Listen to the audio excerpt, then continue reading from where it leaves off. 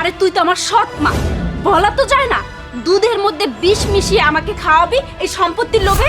ওই মহিলাকে আমি কোনোদিনও মা বলে মেনে নেইনি আর মানবও না।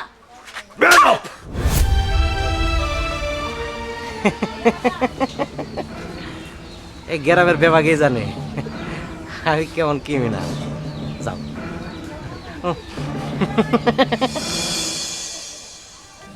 মা উর্মি, উর্মি এদিকে আয় তো মা। কি হয়েছে? মা এই নাও তোমার জন্য গরম গরম দুধ নিয়ে আসি, দুধটা খাই নাও, একটানে খাই নিবা কিন্তু নাও।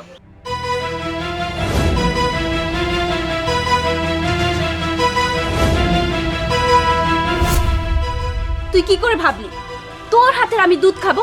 আরে তুই তো আমার সৎ মা, বলা তো যায় না দুধের মধ্যে বিষ মিশিয়ে আমাকে খাওয়াবি এই সম্পত্তির লোভে? না না মা, তুমি এটা কি কইতাছ? তোমার আমি সৎ মেয়ের মতো দেখি না, তোমার আমি নিজের মেয়ের মতো দেখি। আর সৎ মা হইলো তো মা না? কোন মা আছে নিজের মেয়েরে বিষ খাওয়ায় মারতে পারে? আমি তোমার বিষ খাওয়ায় মারতে পারবো না।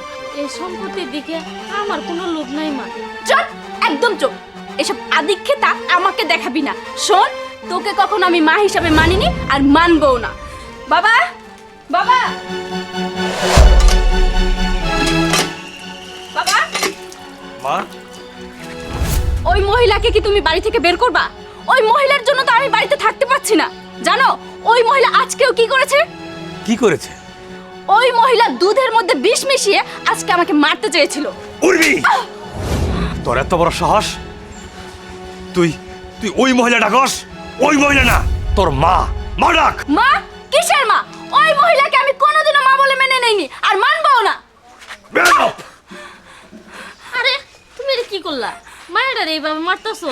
ঠিক করছি। এই মেয়ে তোমাকে বলতেছে যে বাড়ি থেকে বের করে দিতে। হ্যাঁ, এত বড় সাহস! উর্মি, তুমি ভুলে যাও না উনি তোমার সৎ মা না, মা, যার জন্য তুমি এখনো সুখে আছো, ভালো আছো।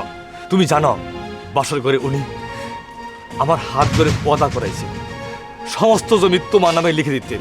আর তুমি বলছো সম্পত্তির লোভ? একটুও না, ওই মহিলার সম্পত্তি কোনো লোভ নাই। তোমার মুখের দিকে আজ পর্যন্ত একটা সন্তান নেয় নাই, আর তাকে তুমি এই বাইরে থেকে বের হতে বলছো? তাহলে শিশির যে বললো সৎমা কখনো আপন মা হয় না, সৎমা সৎমাই, বুঝছো? সে কখনো তোমার ভালো চাইবো না। আচ্ছা, কখনো তোমার মার কাছে টাকা চাই পাইছো? দিছে? না, তা তো দেয় নাই। আমি মার কাছে যখনই টাকা চাইছি কয় আমার কাছে টাকা নাই, তোর আব্বার কাছ থেকে নেই।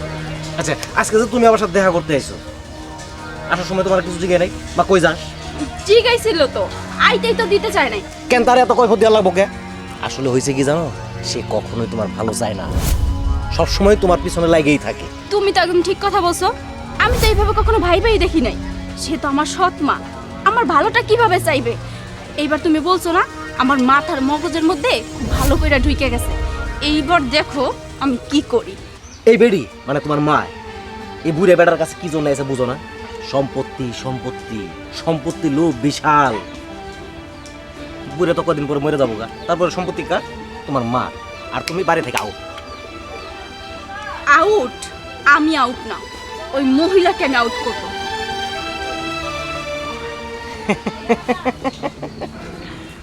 এই গ্রামের বেবাগে জানে আমি কেমন কিমি না। যাও